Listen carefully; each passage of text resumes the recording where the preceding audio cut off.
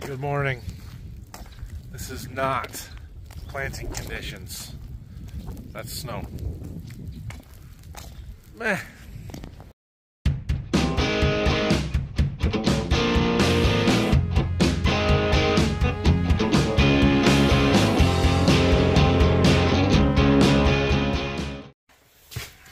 All right, well, I have spent most of the morning working on some paperwork, paying some bills, getting some stuff caught up that I had fallen behind on over the last week since we've been so busy.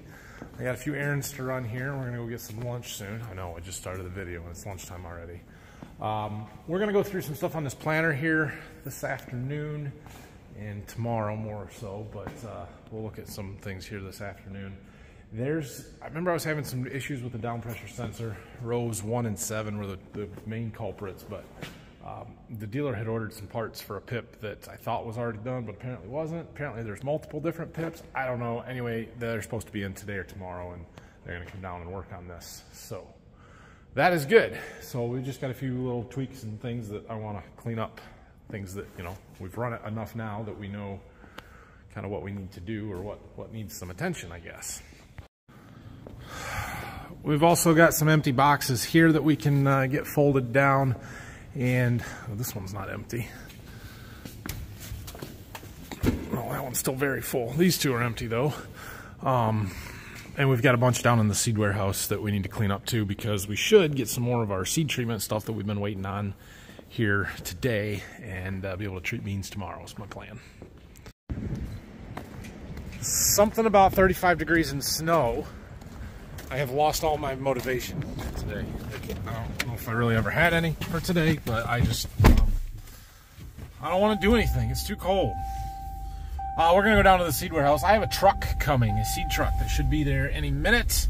And we can clean up some empty boxes down there, start getting stuff organized so that we can treat beans when we've got our treatment and we're ready to treat beans. Plus I turned the heat on this morning, so at least it's warm in there. These are all empty bean boxes from what we planted out. Those boxes are empty. I think that one's empty. So we're gonna start folding them up. Not all of them, but a fair number of them, because we don't need them here anymore. Eventually, they'll send a truck and come get them. But it's early. We got lots of time before that's gonna happen. 2 boxes of a 3-3 we had on that truck, which we were waiting for. I had a customer come and order some a week ago, and so that's what those are for. I've got a box of 3-1s to come yet. I think that's all the seed that I'm waiting on is 1 box of 31-32s, but I'll have to double check that. So I got all of those boxes in the corner there are mine. There's a few more of them scattered in here that are I used to put paper bags into a box and then run them through the treater. That they're not a full 40-unit box, but I think I got at least 3, if not 4 more somewhere. And then these 8 are the empties that we have planted so far. So are these 9 here.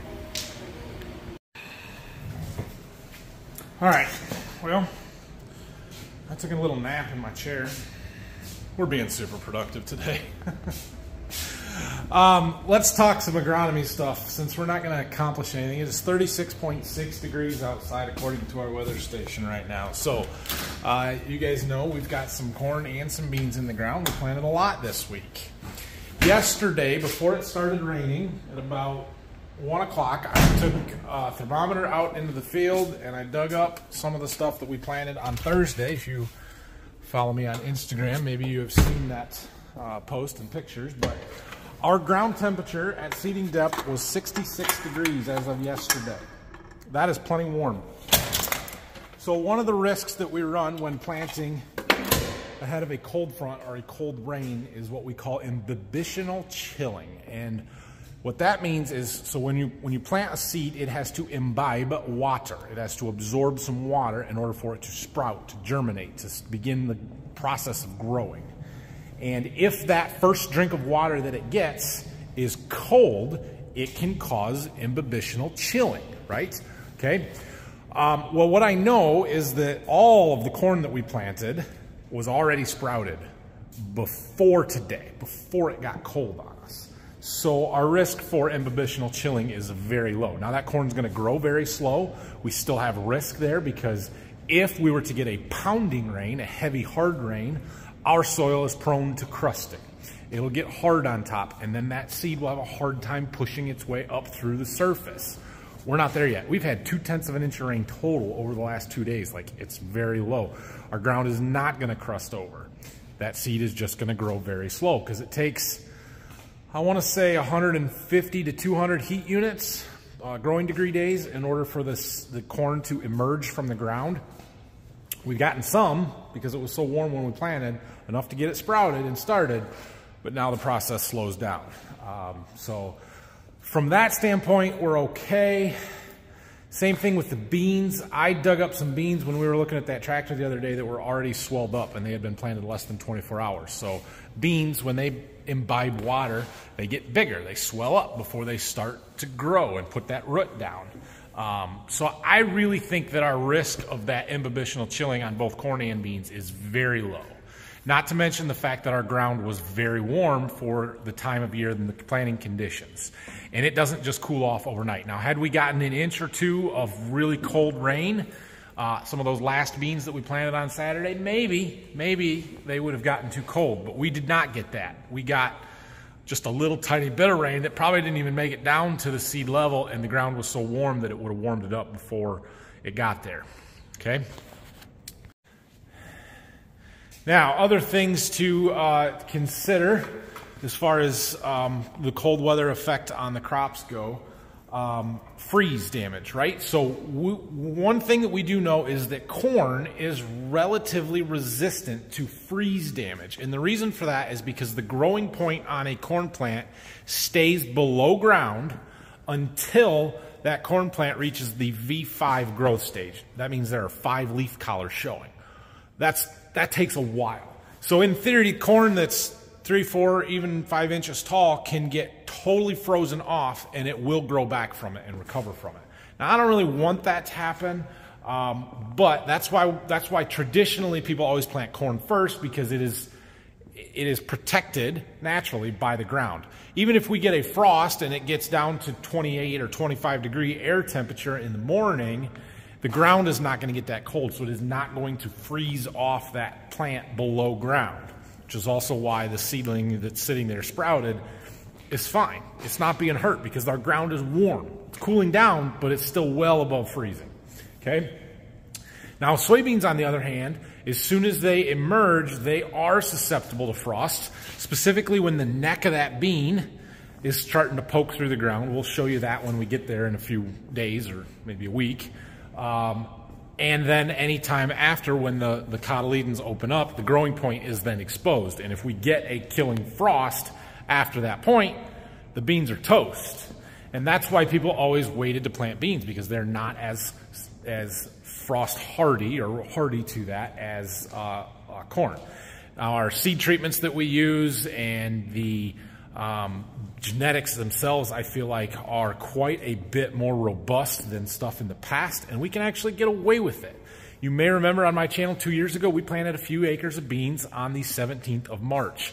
They lived, they survived, they made it through some frost, and they made 70 bushel the acre. Like, they were really good beans. So that cold risk doesn't bother me.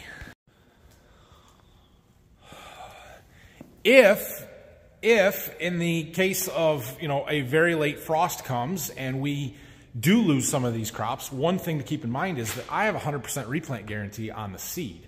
Like, if the beans die, I will get seed replaced at no cost. All we're out is the cost and the time to go and replant them.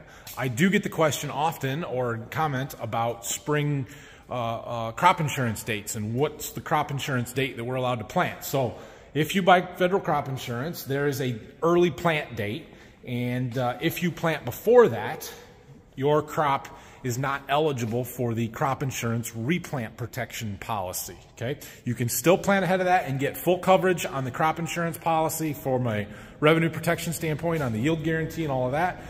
You just don't get replant coverage. And to be quite honest, I don't care. I believe that our soybean early plant date is April 20th, which moved up 5 days from the past. It's still way too late. It should be earlier than that. Corn, we might be okay. I think that one's, I don't know if it's the 10th or 12th of April or something like that, but we were close and probably covered on the corn. Guys, I'm not going to let the crop insurance companies tell me when I can and cannot plant. They have no influence whatsoever on my decision-making process. So what if I don't have replant coverage from crop insurance? Like I said, the seed's covered by the seed company, so we don't worry about that at all. So, what I'm trying to get at here is that, do I like the cold weather? No, I do not like the cold weather. But I don't think we have anything to worry about. I am not worried about our crops that are in the ground already. I am comfortable with our decision to planted what we did. I'm also comfortable with the decision to stop planting when we did, because had I planted corn right up until Saturday night or even Sunday morning, then that risk of some cold water getting in, being the first drink after we planted it, is higher because we're a lot closer to that cold front moving through. Now, we didn't end up getting enough rain for that to actually happen, I don't think, but they were calling for more rain than we got. So it is what it is. We've got another kind of chilly day tomorrow in the high 40s for a high, and then it warms right back up again. And then towards the end of the week on Friday and Saturday, another cold front moves through, and it's going to get cold again for a couple of days. So when it gets cold again towards the end of the week, we're going to do it after a warm-up, after another 70-degree stretch there.